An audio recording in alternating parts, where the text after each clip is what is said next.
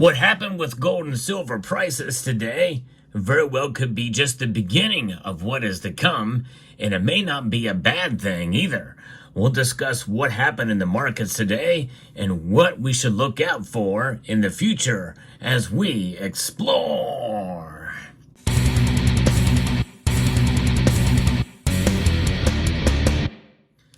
Gold, silver, both metals got unexpectedly smacked down, even more so than I thought they would. And this very well could mean that we have ended the rally with gold and silver prices, as they have dropped over 3% for both metals. In fact, everything is in the red, strongly in the red right now. Moments before the markets close, gold is down almost $90 an ounce. It is down 3.31%, down $89.80. Silver is down over $1. It's down $1.01 right now. That's a 3.23% decrease for silver's price. Not quite as much as gold, by the way. It's still trading above $30 an ounce. So for that reason, we can somewhat celebrate for silver anyway. It is $30.40 right now.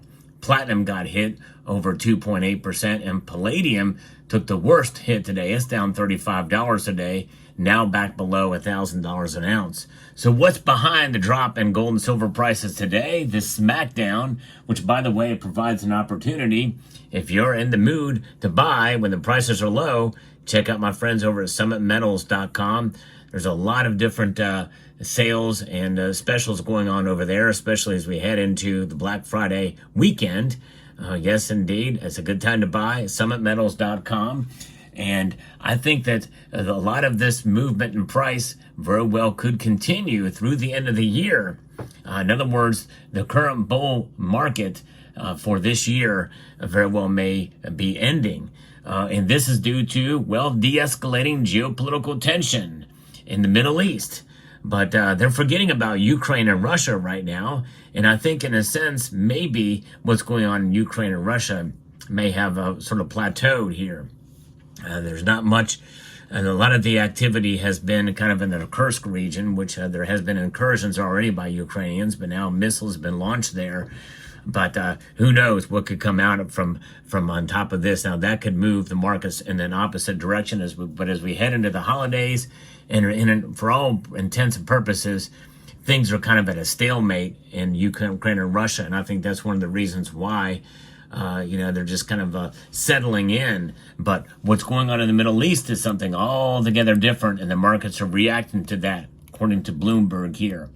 Israel is potentially days away from a ceasefire agreement with Lebanon's Hezbollah. The Israeli ambassador to the U.S. said prices extended losses after Axios reported that Israel and Lebanon have accepted the terms of a ceasefire agreement.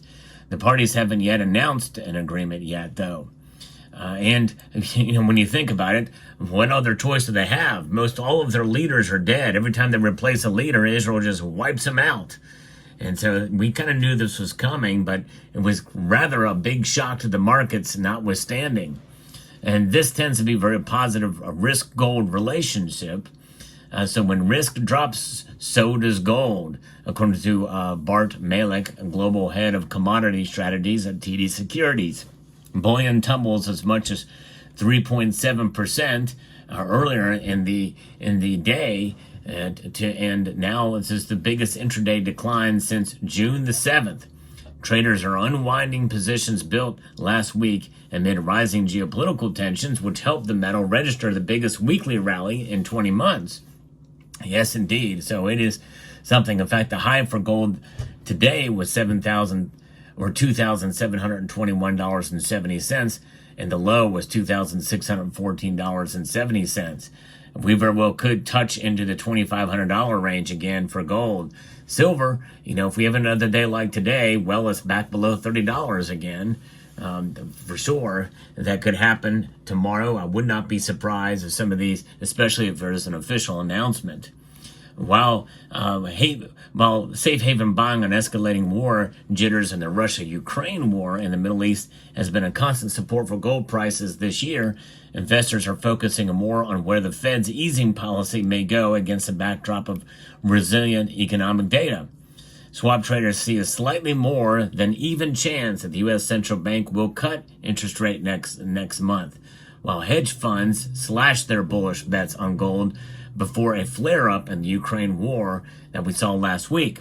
This less dovish path suggests there will likely be more downside in gold prices, according to TD Securities. That means we very well may, at least till the end of the year, barring some surprise geopolitically, we very well could see the end of the bull run for 2024. 2025 is a different matter for both metals for different reasons. I'll get into that when I talk about my year-end price predictions for 2025. An annual tradition since 2020 on this channel, where I've been wrong on silver more than I've been right, and I've been right on gold more than I've been wrong. But this year is the first year that I've been right on silver, at least so far. So I revised my prediction to $35 an ounce by the end of the year. I no longer believe that's going to happen, but I'm sticking with it and sticking with potentially being wrong. I was 9 cents shy of it before, when silver reached that $34.91 an ounce mark there. But what is this about? Well, the dollar is weakening a bit because of this news. It is down a bit here today, and so this is why bond yields also not performing as well, so that reflects on metal prices.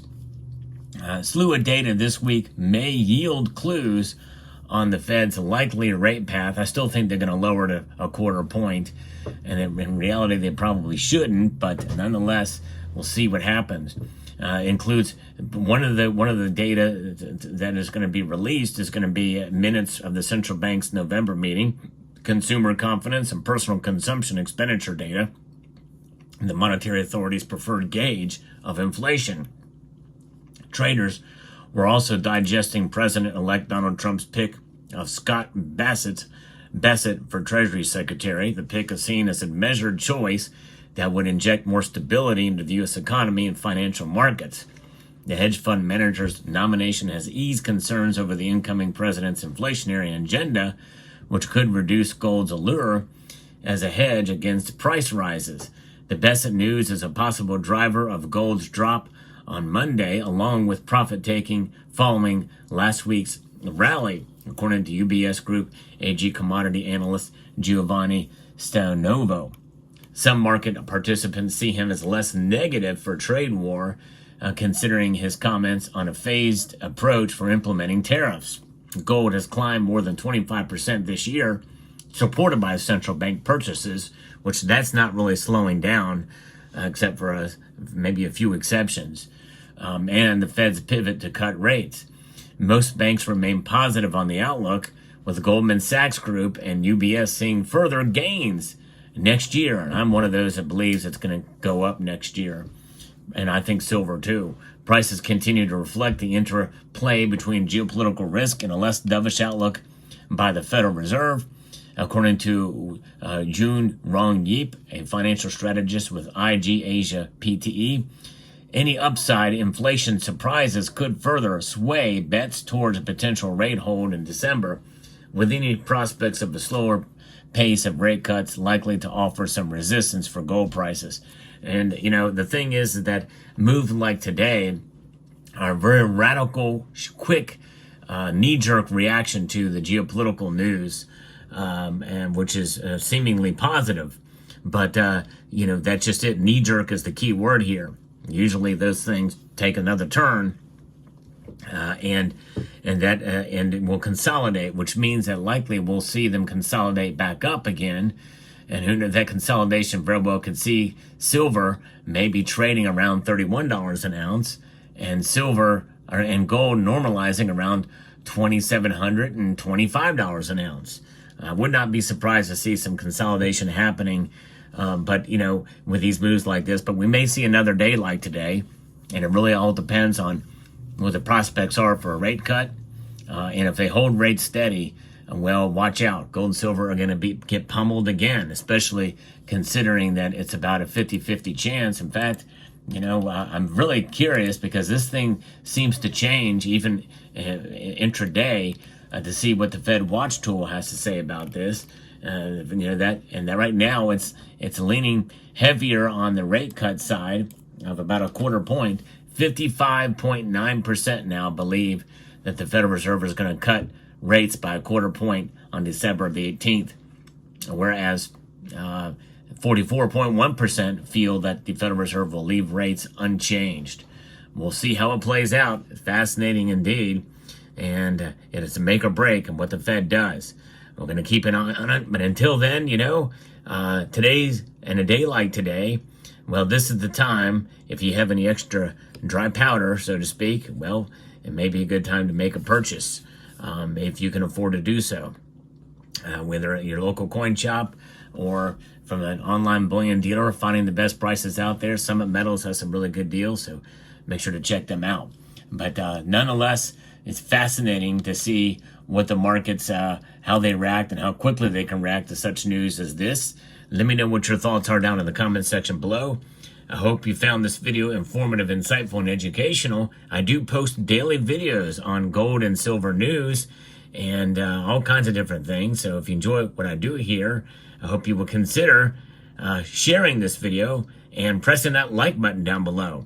So with that, I'd like to extend a multitude of gratitude and encourage you to please rate this video, share it, comment, and subscribe.